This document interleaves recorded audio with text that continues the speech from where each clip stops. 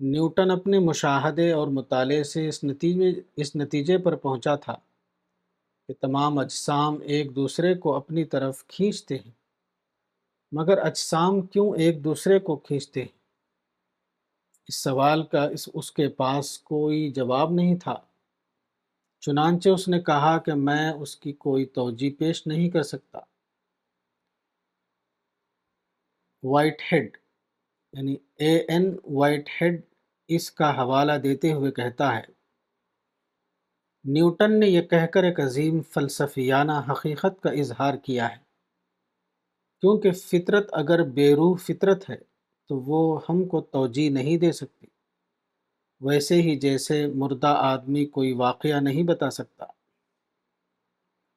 تمام عقلی اور منطقی توجیہات آخری طور پر ایک مقصدیت کا اظہار ہے، جبکہ مردہ کائنات میں کسی مقصدیت کا تصور نہیں کیا جا سکتا۔ The Age of Analysis، page 85۔ Whitehead کے الفاظ کو آگے بڑھاتے ہوئے میں کہوں گا کہ کائنات اگر کسی صاحب شعور کے زیر اہتمام نہیں ہے تو اس کے اندر اتنی معنویت کیوں پائی جاتی ہے؟ زمین اپنے محور پر 24 گھنٹے میں ایک چکر پورا کر لیتی ہے، یا یوں کہیے کہ وہ اپنے محور پر 1000 میل فی گھنٹے کی رفتار سے چل رہی ہے۔ فرض کرو اس کی رفتار 200 میل فی گھنٹہ ہو جائے، اور یہ بالکل ممکن ہے۔ ایسی صورت میں ہمارے دن اور ہماری راتیں موجودہ کی نسبت سے 10 گنا زیادہ لمبے ہو جائیں گے۔ گرمیوں کا سخت سورج ہر دن تمام نباتات کو جلا دے گا، اور جو بچے گا وہ لمبی رات کی ٹھنڈک میں پالے کی نظر ہو جائے گا۔ سورج جو اس وقت ہمارے لیے زندگی کا سر چشمہ ہے، اس کی سطح پر 12,000 ڈگری فارن ہائٹ کا ٹمپریچر ہے، اور زمین سے اس کا فاصلہ تقریباً 9,30,00,000 میل ہے، اور یہ فاصلہ حیرت انگیز طور پر مسلسل قائم ہے۔ یہ واقعہ ہمارے لیے بے حد اہمیت رکھتا ہے، کیونکہ اگر یہ فاصلہ گھٹ جائے، مثلاً سورج نصف کے بقدر قریب آ جائے، تو زمین پر اتنی گرمی پیدا ہو کہ اس سے کاغذ جلنے لگے، اور اگر موجودہ فاصلہ دگنا ہو جائے تو اتنی ٹھنڈک پیدا ہو کہ زندگی باقی نہ رہے۔ یہی صورت اس وقت پیدا ہوگی جب موجودہ سورج کی جگہ کوئی دوسرا غیر معمولی ستارہ آ جائے، مثلاً کوئی بہت بڑا ستارہ جس کی گرمی ہمارے سورج سے 10,000 گنا زیادہ ہے۔ اگر وہ سورج کی جگہ ہوتا تو زمین کو آگ کی بھٹی بنا دیتا۔ زمین 23 درجے کا زاویہ بناتی ہوئی فضا میں جھکی ہوئی، یہ جھکاؤ ہمیں ہمارے موسم دیتا ہے۔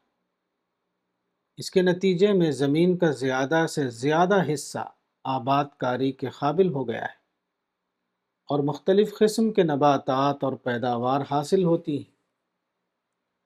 اگر زمین اس طرح سے جھکی ہوئی نہ ہوتی تو قطبین پر ہمیشہ اندھیرا رہتا، سمندر کے بخارات شمال اور جنوب کی جانب سفر کرتے، اور زمین پر یا تو برف کے ڈھیر ہوتے یا صحرائی میدان۔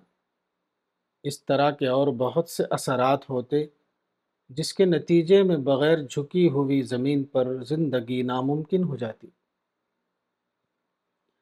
یہ کس قدر ناقابل قیاس بات ہے کہ مادے نے خود کو اپنے آپ اس قدر موزوں اور مناسب شکل میں منظم کر لیا۔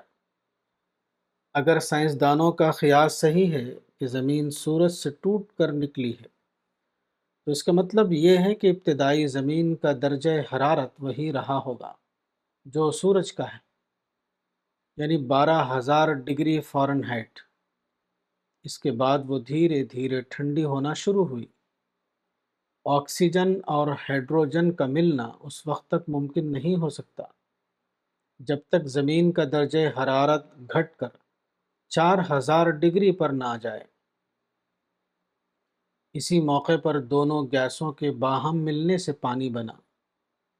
اس کے بعد کروڑوں سال تک زمین کی سطح اور اس کی فضا میں زبردست انقلابات ہوتے رہے، یہاں تک کہ غالباً 1 ملین سال پہلے زمین اپنی موجودہ شکل میں تیار ہوئی۔ زمین کی فضا میں جو گیسیں تھیں ان کا ایک بڑا حصہ خلا میں چلا گیا، ایک حصے نے پانی کے مرکب کی صورت اختیار کی، ایک حصہ زمین کی تمام چیزوں میں جذب ہو گیا، اور ایک حصہ ہوا کی شکل میں ہماری فضا میں باقی رہ گیا، جس کا بیشتر جز آکسیجن اور نائٹروجن ہے۔ یہ ہوا اپنی کثافت کے اعتبار سے زمین کا تقریباً 10 لاکھواں حصہ ہے۔ کیوں نہیں ایسا ہوا کہ تمام گیسیں جذب ہو جاتی، یا کیوں ایسا نہیں ہوا کہ موجودہ کی نسبت سے ہوا کی مقدار بہت زیادہ ہوتی؟ دونوں صورتوں میں انسان زندہ نہیں رہ سکتا تھا، یا اگر بڑھی ہوئی گیسوں کے ہزاروں پاؤنڈ فی مربع انچ بوجھ کے نیچے زندگی پیدا بھی ہوتی تو یہ ناممکن تھا کہ وہ انسان کی شکل میں نشو و نما پا سکے۔ زمین کی اوپری پرت اگر 10 فٹ موٹی ہوتی تو ہماری فضا میں آکسیجن کا وجود نہ ہوتا، جس کے بغیر حیوانی زندگی ناممکن ہے۔ اسی طرح اگر سمندر کچھ فٹ اور گہرے ہوتے تو کاربن ڈائی آکسائیڈ اور آکسیجن کو جذب کر لیتے، اور زمین کی سطح پر کسی قسم کی نباتات زندہ نہ رہ سکتی۔ اگر زمین کے اوپر کی ہوائی فضا موجودہ کی نسبت سے لطیف ہوتی تو شہاب ثاقب یعنی میٹیرائڈز جو ہر روز اوسطاً 2 کروڑ کی تعداد میں اوپری فضا میں داخل ہوتے ہیں اور رات کے وقت ہم کو جلتے ہوئے دکھائی دیتے ہیں، وہ زمین کے ہر حصے میں گرتے۔ یہ شہابیہ یعنی میٹیرائڈز 6 سے 40 میل تک فی سیکنڈ کی رفتار سے سفر کرتے ہیں۔ وہ زمین کے اوپر ہر آتش پذیر مادے کو جلا دیتے اور سطح زمین کو چھلنی کر دیتے۔ شہاب ثاقب بندوق کی گولی سے 90 گنا زیادہ رفتار کے ساتھ انسان جیسی مخلوق کو محض اپنی گرمی سے ٹکڑے کر دیتی، مگر ہوائی کرہ اپنے نہایت مناسب موٹائی کی وجہ سے ہم کو شہاب ثاقب کی آتشیں بوچھار سے محفوظ رکھتا ہے۔ ہوائی کرہ ٹھیک اتنی کثافت رکھتا ہے کہ سورج کی کیمیائی اہمیت رکھنے والی شعاعیں یعنی ایکٹینک ریز اسی مناسب مقدار سے زمین پر پہنچتی ہیں جتنی نباتات کو اپنی زندگی کے لیے ضرورت ہے، جس سے مضر بیکٹیریا مر سکتے ہیں، جس سے وٹامن تیار ہو سکتے ہیں، وغیرہ وغیرہ۔ زمین پر ہر چیز کا اس طرح عین ہماری ضرورتوں کے مطابق ہونا کس قدر عجیب ہے۔ زمین کی اوپری فضا 6 گیسوں کا مجموعہ ہے، جس میں تقریباً 78% نائٹروجن اور 21% آکسیجن ہے۔ باقی گیسیں بہت خفیف تناسب میں پائی جاتی ہیں۔ اس فضا سے زمین کی سطح پر تقریباً 15 پاؤنڈ فی مربع انچ کا دباؤ پڑتا ہے، جس میں آکسیجن کا حصہ 3 پاؤنڈ فی مربع انچ ہے۔ موجودہ آکسیجن کا بقیہ حصہ زمین کی تہوں میں جذب ہے، اور وہ دنیا کے تمام پانی کا 10 میں سے 8 حصہ بناتا ہے۔ آکسیجن تمام خشکی کے جانوروں کے لیے سانس لینے کا ذریعہ ہے، اور اس مقصد کے لیے فضا کے سوا کہیں اور سے حاصل نہیں کیا جا سکتا۔ یہاں یہ سوال پیدا ہوتا ہے کہ یہ انتہائی متحرک گیسیں کس طرح آپس میں مرکب ہوئیں اور ٹھیک اسی مقدار اور اس تناسب میں فضا کے اندر باقی رہ گئیں جو زندگی کے لیے ضروری تھا۔ مثال کے طور پر آکسیجن 21% کے بجائے 50% یا اس سے زیادہ مقدار میں فضا کا جز ہوتا تو سطح زمین کی تمام چیزوں میں آتش پذیری کی صلاحیت اتنی بڑھ جاتی کہ ایک درخت میں آگ پکڑتے ہی سارا جنگل بھگ سے اڑ جاتا۔ اسی طرح اگر اس کا تناسب گھٹ کر 10% رہتا تو ممکن ہے زندگی صدیوں کے بعد ہم آہنگی اختیار کر لیتی، مگر انسانی تہذیب موجودہ شکل میں ترقی نہیں کر سکتی تھی۔ اور اگر آزاد آکسیجن بھی بقیہ آکسیجن کی طرح زمین کی چیزوں میں جذب ہو گئی ہوتی تو حیوانی زندگی سرے سے ناممکن ہو جاتی۔ آکسیجن، ہائیڈروجن، کاربن ڈائی آکسائیڈ اور کاربن گیسیں الگ الگ مختلف شکلوں میں مرکب ہو کر حیات کے اہم ترین عناصر ہیں۔ یہی وہ بنیادیں ہیں جن پر زندگی قائم ہے۔ اس کا ایک فی ارب بھی امکان نہیں ہے کہ وہ ایک وقت میں کسی ایک سیارے پر اس مخصوص تناسب کے ساتھ اکٹھا ہو جائیں۔ ایک عالم طبیعیات کے الفاظ ہیں، سائنس کے پاس ان حقائق کی توجیہ کے لیے کوئی چیز نہیں ہے، اور اس کو اتفاق کہنا ریاضیات سے کشتی لڑنے کے ہم معنی ہے۔ Science has no explanation to offer for the facts, and to say it is accidental is to defy mathematics. The Age of Analysis, page 33۔ ہماری دنیا میں بے شمار ایسے واقعات موجود ہیں جن کی توجیہ اس کے بغیر نہیں ہو سکتی کہ اس کی تخلیق میں ایک برتر ذہانت کا دخل تسلیم کیا جائے۔ پانی کی مختلف نہایت اہم خصوصیات میں سے ایک یہ ہے کہ برف کی کثافت یعنی ڈینسٹی پانی سے کم ہوتی ہے۔ پانی وہ واحد معلوم مادہ ہے جو جمنے کے بعد ہلکا ہو جاتا ہے۔ یہ چیز بقائے حیات کے لیے زبردست اہمیت رکھتی ہے۔ اس کی وجہ سے یہ ممکن ہوتا ہے کہ برف پانی کی سطح پر تیرتا رہتا ہے اور دریاؤں، جھیلوں اور سمندروں کی تہہ میں بیٹھ نہیں جاتا، ورنہ آہستہ آہستہ سارا پانی ٹھوس اور منجمد ہو جائے۔ یہ پانی کی سطح پر ایک ایسی حاجب تہہ بن جاتا ہے کہ اس کے نیچے کا درجہ حرارت نقطہ انجماد سے اوپر ہی اوپر رہتا ہے۔ اس نادر خاصیت کی وجہ سے مچھلیاں اور دیگر آبی جانور زندہ رہتے ہیں۔ اس کے بعد جو ہی موسم بہار آتا ہے، برف فوراً پگھل جاتا ہے۔ اگر پانی میں یہ خاصیت نہ ہوتی تو خاص طور پر سرد ملکوں کے لوگوں کو بہت بڑی دقت کا سامنا کرنا پڑتا۔ 20ویں صدی کے آغاز میں جبکہ امریکہ میں انڈوتھیا نام کی بیماری شاہ بلوط یعنی چسٹنٹ کے درختوں پر حملہ آور ہوئی اور تیزی سے پھیلی تو بہت سے لوگوں نے جنگل کی چھتری میں شگاف دیکھ کر کہا، یہ شگاف اب پر نہیں ہوں گے۔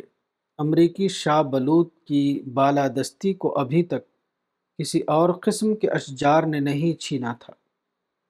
اونچے درجے کی دیرپا عمارتی لکڑی اور اس طرح کے دوسرے فوائد اس کے لیے خاص تھے، یہاں تک کہ 1900 میں ایشیا سے انڈوتھیا نام کی بیماری کا ورود ہوا، اس وقت تک یہ جنگلات کا بادشاہ خیال کیا جاتا تھا، مگر اب جنگلات میں یہ درخت تقریباً ناپید ہو چکا ہے۔ لیکن جنگلات کے یہ شگاف جلد ہی پر ہو گئے۔ پھر دوسرے درخت یعنی ٹیولپ ٹریز اپنی نشو و نما کے لیے شاید انہی شگافوں کا انتظار کر رہے تھے۔ شگاف پیدا ہونے سے پہلے تک یہ درخت جنگلات کا معمولی سا جز تھے اور شاذ ہی بڑھتے پھولتے تھے، لیکن اب شاہ بلوط کی عدم موجودگی کا کسی کو احساس تک نہیں ہوتا، کیونکہ اب دوسری قسم کے درخت پوری طرح ان کی جگہ لے چکے ہیں۔ یہ دوسرے درخت سال بھر میں 1 انچ محیط میں اور 6 فٹ لمبائی میں بڑھتے ہیں۔ اتنی تیزی کے ساتھ بڑھنے کے علاوہ بہترین لکڑی جو بالخصوص باریک تہوں کے کام آ سکتی ہے ان سے حاصل کی جاتی ہے۔ اسی صدی کا واقعہ ہے۔ ناگ پھنی کی ایک قسم آسٹریلیا میں کھیتوں کی باڑ قائم کرنے کے لیے بوئی گئی۔ آسٹریلیا میں اس ناگ پھنی کا کوئی دشمن کیڑا نہیں تھا، چنانچہ وہ بہت تیزی سے بڑھنا شروع ہو گئی، یہاں تک کہ انگلینڈ کے برابر رقبہ پر چھا گئی۔ وہ شہروں اور دیہاتوں میں آبادی کے اندر گھس گئی، کھیتوں کو ویران کر دیا اور زراعت کو ناممکن بنا دیا۔ کوئی تدبیر بھی اس کے خلاف کارگر ثابت نہیں ہوتی تھی۔ ناگ پھنی آسٹریلیا کے اوپر ایک ایسی فوج کی طرح مسلط تھی جس کا اس کے پاس کوئی توڑ نہیں تھا۔ بالآخر ماہرین حشرات الارض دنیا بھر میں اس کا علاج تلاش کرنے کے لیے نکلے، یہاں تک کہ ان کی رسائی ایک کیڑے تک ہوئی جو صرف ناگ پھنی کھا کر زندہ رہتا تھا، اس کے سوا اس کی کوئی خوراک نہیں تھی۔ وہ بہت تیزی سے اپنی نسل بڑھاتا تھا اور آسٹریلیا میں اس کا کوئی دشمن نہیں تھا۔